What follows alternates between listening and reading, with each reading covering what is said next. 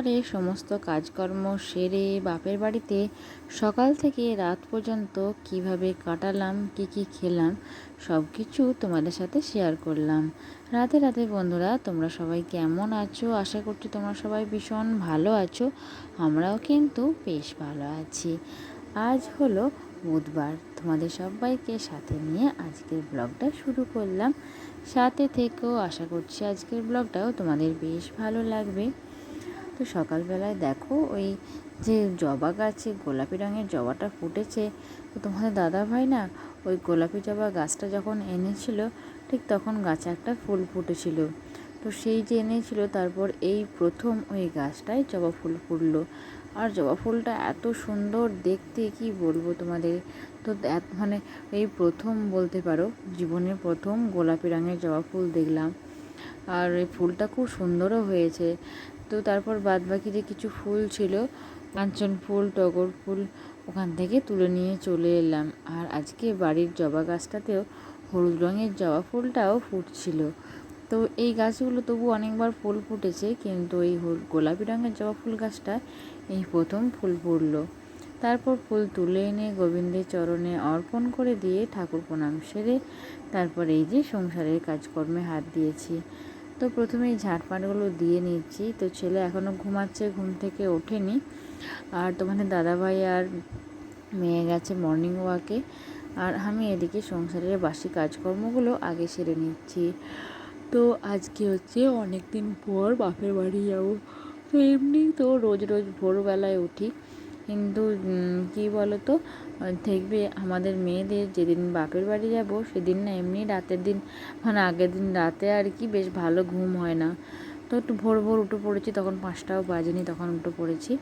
তো আজকে আর বেশি কিছু মানে অন্যান্য দিন যেমন মর্নিং ওয়াকে এমনি যদি তোমাদের দাদাভাই অবশ্যই থাকে, ছাদে মর্নিং ওয়াক করি, কিন্তু আজকে যেহেতু সকাল সকালই বেরিয়ে যাব, তো সেই জন্য সংসারের কাজকর্মগুলো আগে সেরে নিচ্ছি। তারপর হচ্ছে প্লাস পয়েন্ট, ছেলে ঘুমাচ্ছে। তো ছেলে মাঝে একবার উঠেছিল, আর ওকে ঘুম পাড়িয়ে দিয়েছিলাম।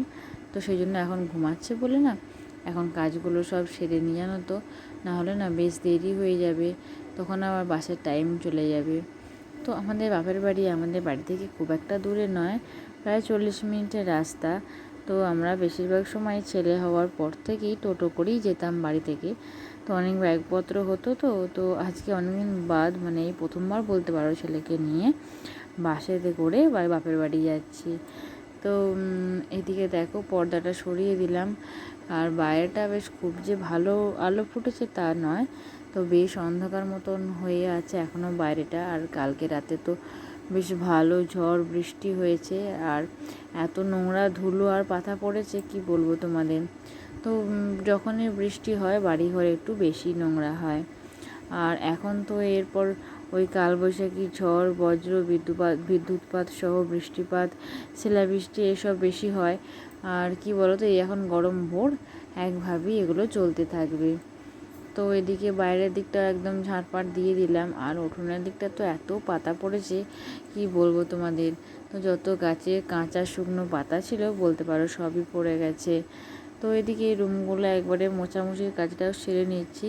তো যেহেতু কালকে বৃহস্পতিবার আর আমি থাকবো না, মানে বাড়িতে থাকবো না, বাপের বাড়ি যাব, সেহেতু মায়ের একটু বেশি চাপ হয়ে যাবে কাজে। তো তাই আজকে সব রুমগুলো ভালো করে পরিষ্কার করে আর কি মুছে রেখে দিচ্ছি, তাহলে কালকে আর মুছতে হবে না, মাকে বলে যাব। না হলে কি বলো তো, মা না এই স্ট্যান্ডে করে একদম ঘর মুছতে পারে না। ওই যে কোনো একটা কাপড় দিয়ে আর কি, সিনথেটিকের ভালো কাপড় দিয়ে মা হাতের সাহায্যেই এই ঘরগুলো মোছে। তো যেমন হোক বয়স হচ্ছে, কষ্ট হবে।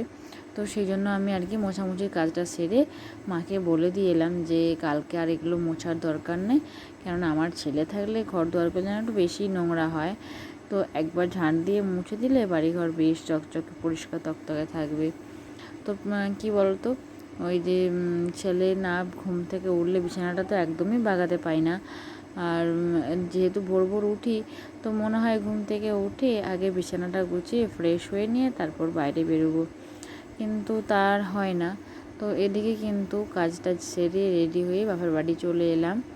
তো এসে দেখো মিষ্টি জল খেয়ে তারপর মায়ে যে মুড়ি বেড়েছে, ঘুগনি, মিষ্টি, মুড়ি, শসা, লেবু এসব ছিল। তো বোনের মেয়ে, আমি, ছেলে, মা আর আমার মেয়ে সবাই মিলে আর কি মুড়ি খেতে বসেছি। আর তোমাদের দাদাভাই এই শ্বশুরবাড়িতে আসার জন্য আর কি মিষ্টিগুলো কিনে দিয়েছিল।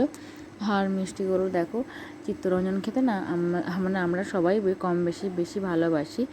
আর আমার ছেলে তো একটু বেশিই ভালোবাসে। তো সব রকম মিষ্টি দিয়ে আর কি মুড়ি খেয়ে নিলাম। আর গ্যাসের মানে এখন তো গ্যাসের ভালোই ক্রাইসিস চলছে, তাই মা একটা ইন্ডাকশান ওভেনও কিনে নিয়েছে। তো ইন্ডাকশানের মধ্যে ভাত হচ্ছে আর এদিকে কড়াইয়ের মধ্যে শাক ভাজা হচ্ছিলো। তো আজকে দুপুরে অনেক কিছু রান্না হবে, একদম মাছ, মাংস, ডিম এই 3টি রান্না হবে। কেননা বাড়িতে যেমন 6জন সদস্য, তেমন 6জন মানে সদস্যর খাওয়াও আলাদা আলাদা। তো আমি হচ্ছে ডিমের ঝোল খাবো, তো আমার জন্য 2টো ডিমের ঝোল বানানো হচ্ছে। আর আমার বোনজি খাবে ডিম সেদ্ধ, তো সেই জন্য ওরটা ভাজা হয়নি, ওটা গোটাই আছে।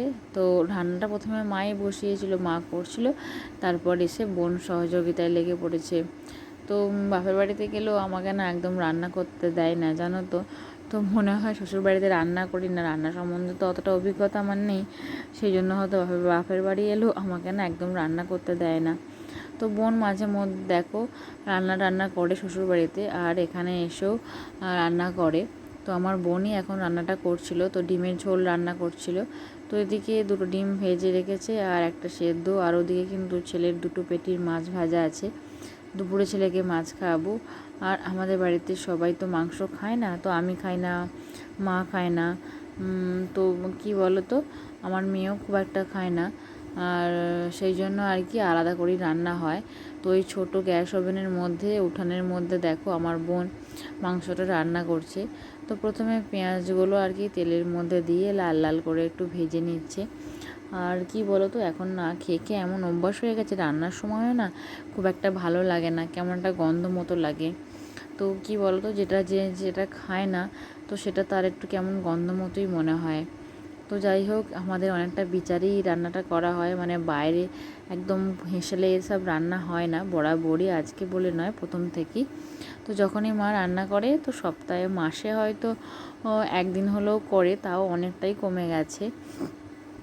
আর এদিকে দেখো মশলাটা দিয়ে বেশ ভালো করে কষিয়ে নিচ্ছে। আর কি বলো তো, এই মশলাটা যখন তেলে পড়ে এত সুন্দর বাস ছাড়ে, কি বলবো। তো এই গন্ধটাই, মানে এই মশলা ভাজার গন্ধটা আমার ভালো লাগে। তো সেই জন্য আর কি আমরা যেহেতু এটা খাই না, সেজন্য এভাবে মশলা কষিয়ে আর সয়াবিনের তরকারি রান্না করলেও কিন্তু বেশ ভালো লাগে। তো তারপর বোন আস্তে আস্তে যখন মশলা কষাচ্ছিল, তো আমি আমার ছেলেকে নিয়ে তখন বাইরে চলে গিয়েছিলাম। তো বাইরে চলে গেলে কি বলো তো, ছেলে ওখানটার মধ্যে খেলা করবে আর আমার এদিকে ঘোরাফেরা হবে। তো এদিকে কিন্তু রান্না অনেকটা হয়েই এসেছে, আর এই সব রান্না কষার কাজই আর কি মেন। তো যত তুমি ধৈর্য ধরে বসে বসে কষতে পারবে, তত রান্নার টেস্ট বেশি ভালো হবে। তো যাই হোক, মেয়ের যেহেতু পরীক্ষা হয়ে গেছে, পরীক্ষায় ছুটি পড়ে গেছে, আর পরীক্ষা হয়ে যাওয়ার পর সেজন্য হঠাৎ করেই বাপের বাড়ি এলাম বলতে পারো। আর এদিকে কি বলো তো,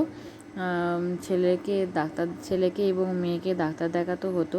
তো আজকে বাপের বাড়ির এখানে ডাক্তার আসে, শিশু ডাক্তার আসে, তো এখানে একবার দেখিয়ে নেব।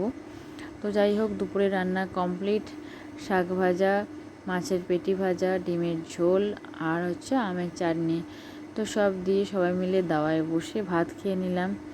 আর কি বলো তো, সবাই মিলে বসে খাওয়ার আনন্দটাই হচ্ছে আলাদা। তো বোনের মেয়ে আমার ছেলের থেকে না 6 মাসের বড়, কিন্তু এখন না দুজনকে একসঙ্গে দাঁড় করালে কে বড় কে ছোট একদমই বোঝা যায় না। তো এদিকে দাওয়ার মধ্যেই খাচ্ছিলাম। আর কি বলো তো, আমাদের না দেখবে বাঙালিদের বিশেষ করে নিচে বসে খাওয়ার তৃপ্তিটাই আলাদা, যতই আমরা চেয়ার টেবিলে খাই। তো তারপর এই যে আবার দুপুরের রান্না কমপ্লিট হওয়ার পর রাতের রান্না আরম্ভ হয়ে গেছে কিন্তু। তো বিকালে আমার বোনের মেয়েকে, আমার ছেলেকে, মেয়েকে আমরা সব ডাক্তার দেখিয়ে নিয়ে চলে এলাম। আর তারপরই ডাক্তার দেখিয়ে এসে দেখো রাত্রেবেলায় মা আবার চিলি পনির আর ছিল রাইস, এই দুটো ডিনার করে ঘুমিয়ে পড়েছিলাম। তো আজকের মতো গুড নাইট। তো সকল বন্ধুদের জানাই রাধে রাধে।